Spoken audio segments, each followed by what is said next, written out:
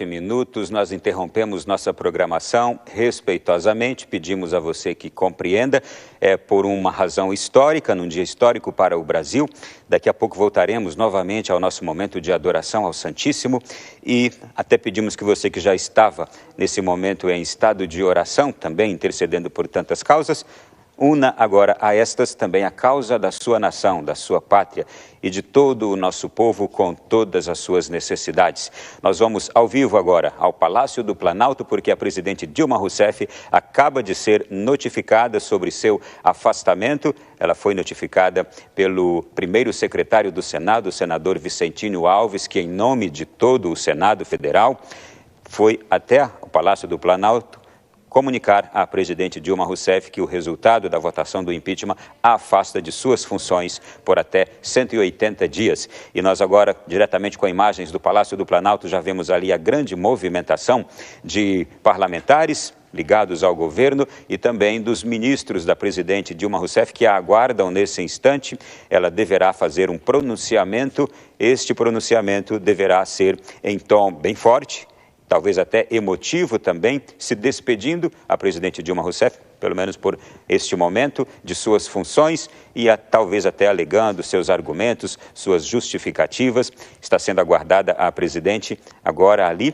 E do lado de fora do Palácio do Planalto há também um número de apoiadores, de manifestantes a favor da presidente, a favor do governo do Partido dos Trabalhadores. Esteve lá fora, há poucos instantes, o ex-presidente Lula cumprimentando esses manifestantes. A presidente Dilma, tão logo faça este pronunciamento que estamos todos aguardando, ela também deverá se dirigir até esses manifestantes do lado de fora.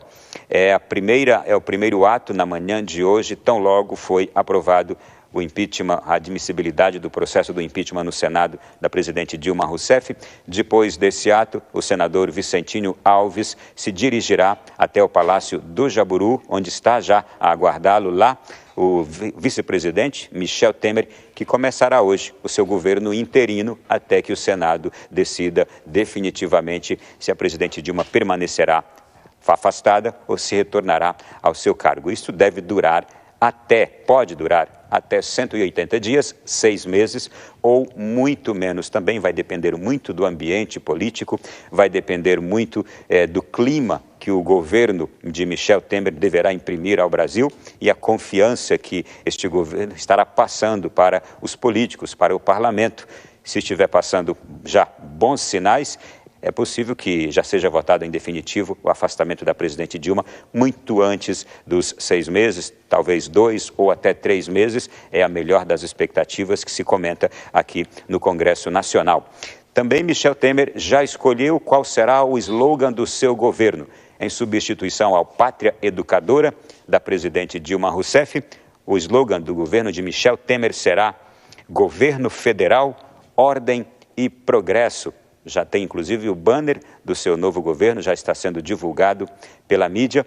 Às 3 horas da tarde, a primeira notícia é de que seria às 4 horas da tarde, mas às 3 horas da tarde, Michel Temer já deverá estar assumindo interinamente a presidência da República e dando posse também aos seus ministros. Até ontem à noite, poucas definições estavam para ser feitas no ministério de Michel Temer. É provável que ele já apresente todos e dê posse a todos já agora a partir das 3 horas da tarde de hoje. Depois do ato de assumir a presidência e dar posse aos seus ministros, Michel Temer deverá fazer também ele um discurso à nação, reforçando sobretudo a política de austeridade fiscal, a redução do tamanho da máquina pública, sobretudo do número de ministérios.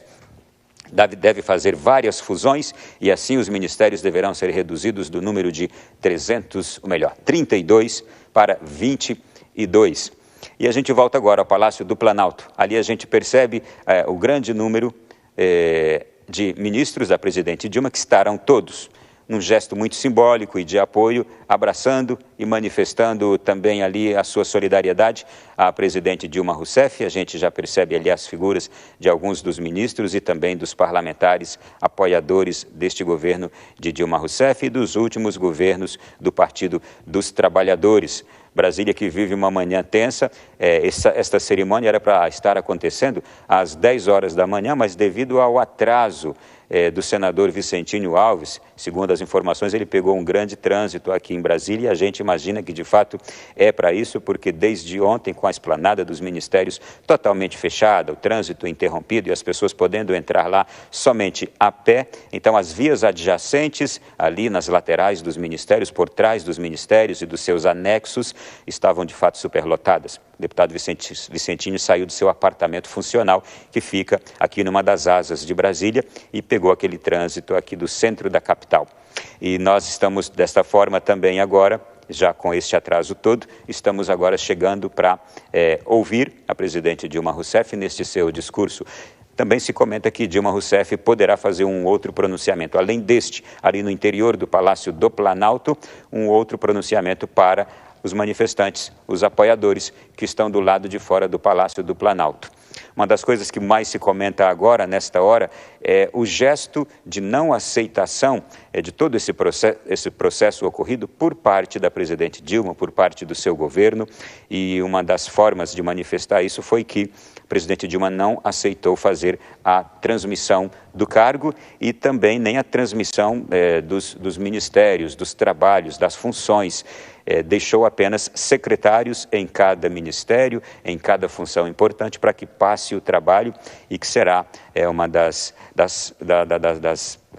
dos momentos talvez mais trabalhosos para o início do governo Michel Temer, que é receber relatórios, receber informações sobre todos os ministérios, sobre todos os trabalhos que estavam em andamento, aquilo que existe, aquilo que não existe, os dados importantes de cada pasta.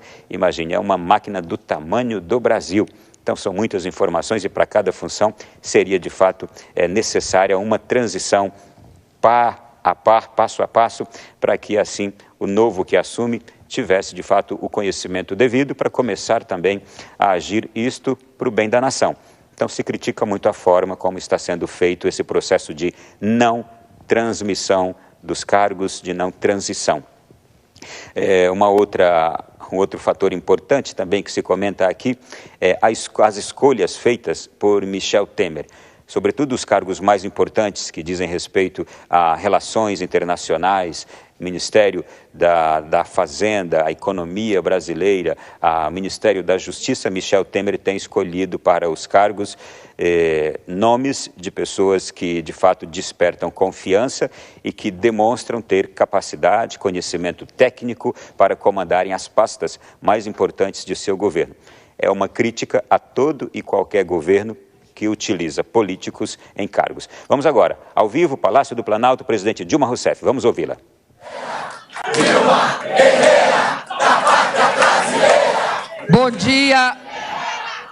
Bom dia, senhores e senhoras jornalistas. Bom dia, que tem parlamentares, ministros. Bom dia a todos aqui. Eu vou fazer uma declaração à imprensa. Portanto, não é uma entrevista, é uma declaração. Queria, primeiro, dizer a vocês e dizer também a todos os brasileiros e a todas as brasileiras que foi aberto pelo Senado Federal o processo de impeachment e determinada a suspensão do exercício do meu mandato pelo prazo máximo de 180 dias. Eu fui eleita presidenta por 54 milhões de cidadãs e de cidadãos brasileiros. E é nesta condição, na condição de presidenta eleita pelos 54 milhões, que eu me dirijo a vocês nesse momento decisivo para a democracia brasileira e para nosso futuro como nação. O que está em jogo no processo de impeachment não é apenas o meu mandato. O que está em jogo é o respeito às urnas, a vontade soberana do povo brasileiro e à Constituição. O que está em jogo são as conquistas dos últimos 13 anos. os ganhos das pessoas mais pobres e da classe média, a proteção às crianças, os jovens chegando às universidades e às escolas técnicas, a valorização do salário mínimo, os médicos atendendo a população, a realização do sonho da casa própria, com Minha Casa Minha Vida. O que está em jogo é também a grande descoberta do Brasil, o pré-sal. O que está em jogo é o futuro do país, a oportunidade e a esperança de avançar sempre mais.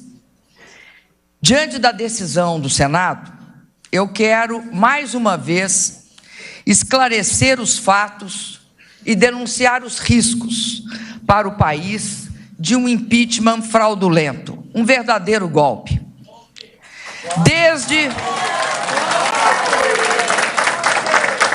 Desde que fui eleita, parte da oposição inconformada pediu recontagem dos votos, tentou anular as eleições e depois passou a conspirar abertamente pelo meu impeachment.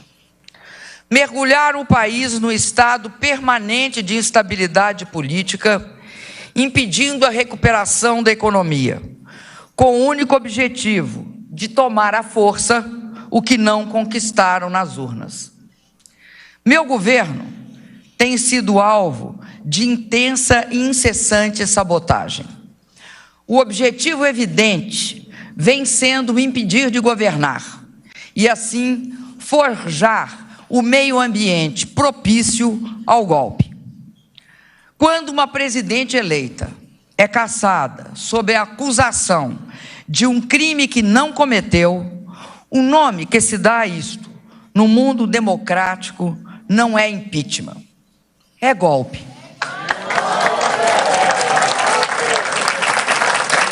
Não cometi crime de responsabilidade. Não há razão para um processo de impeachment.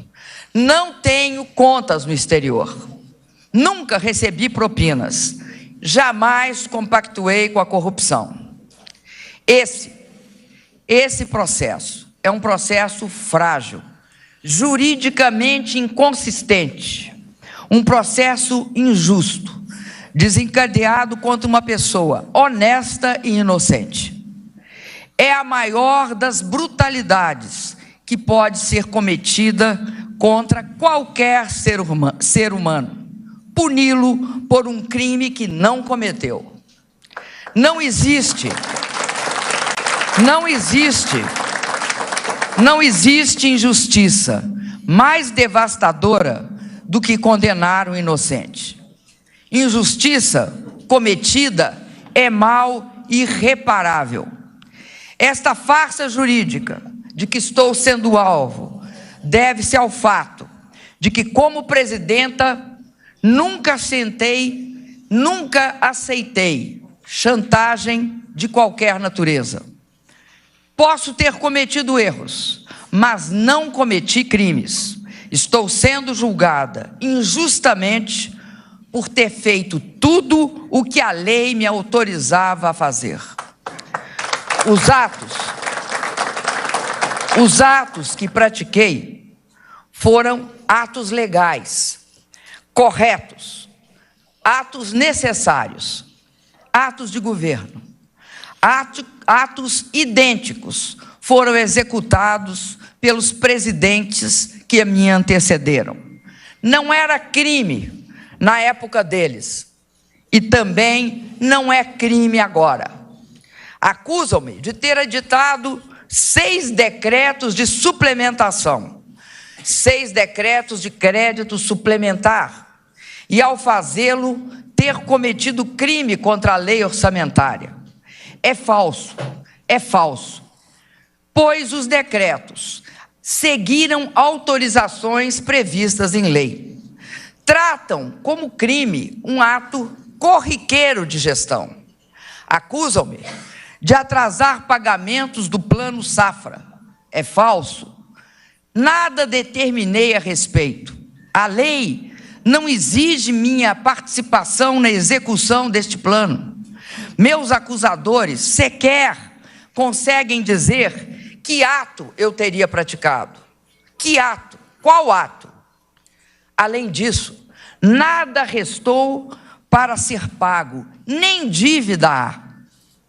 Jamais, em uma democracia, o mandato legítimo de um presidente eleito poderá ser interrompido por causa de atos legítimos de gestão orçamentária.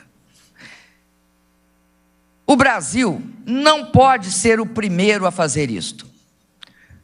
Queria me dirigir a toda a população do meu país, dizendo que o golpe não visa apenas me destituir uma presidenta eleita pelo voto de milhões de brasileiros, voto direto numa eleição justa. Ao destituir o meu governo, querem, na verdade, impedir a execução do programa que foi escolhido pelos votos majoritários dos 54 milhões de brasileiros e brasileiras. O golpe ameaça levar de roldão não só a democracia, mas também as conquistas que a população alcançou nas últimas décadas. Durante todo esse tempo, tenho sido também uma fiadora zelosa do Estado democrático de direito. Meu governo não cometeu nenhum ato repressivo contra movimentos sociais, contra movimentos reivindicatórios, contra manifestantes de qualquer posição política. O maior risco para o país neste momento é ser dirigido por um governo do sem voto. Um governo que não foi eleito pelo voto direto da população brasileira. Um governo que não terá a legitimidade para propor e implementar soluções para os desafios do Brasil.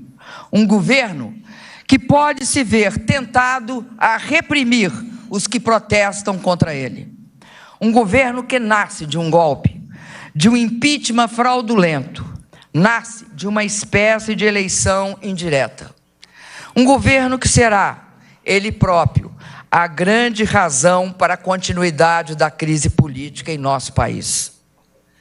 Por isso, quero dizer a vocês, a todos vocês, que eu tenho orgulho de ser a primeira mulher eleita presidenta do Brasil.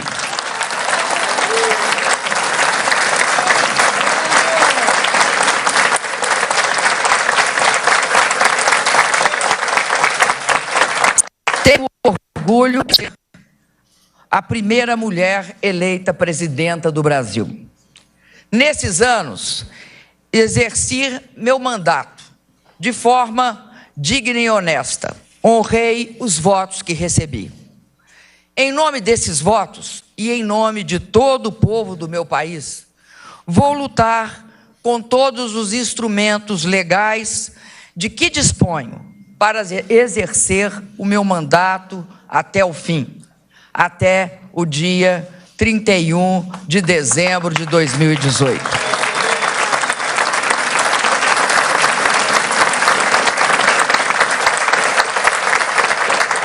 O destino sempre me reservou muitos desafios, muitos e grandes desafios.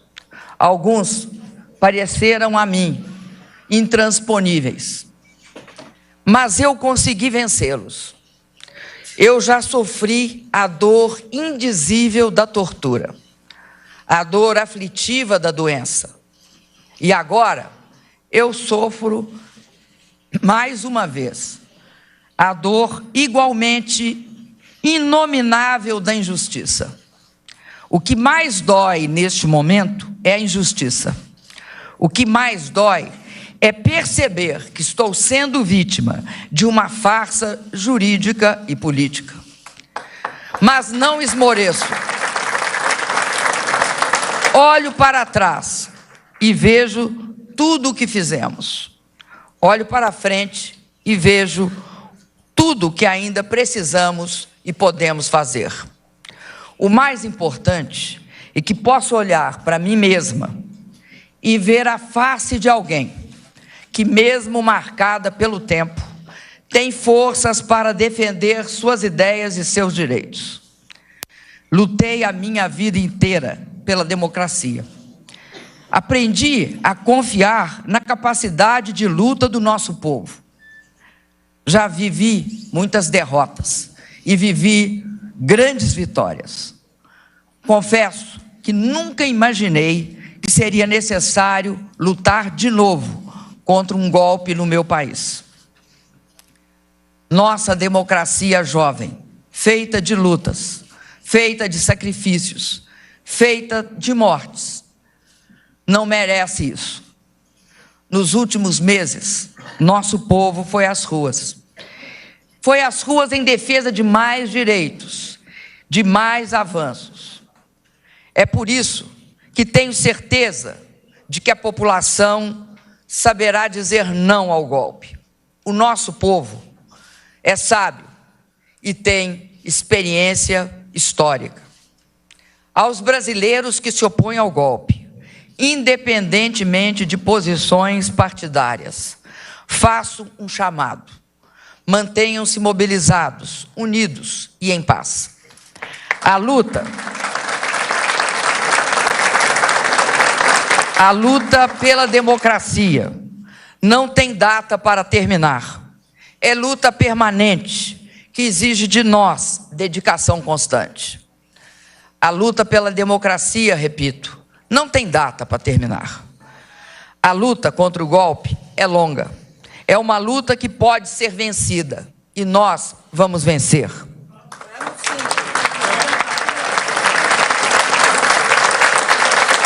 Esta vitória depende de todos nós. Vamos mostrar ao mundo que há milhões de defensores da democracia em nosso país. Eu sei, e muitos aqui sabem, sobretudo o nosso povo sabe, que a história é feita de luta. E sempre vale a pena lutar pela democracia. A democracia perto da história.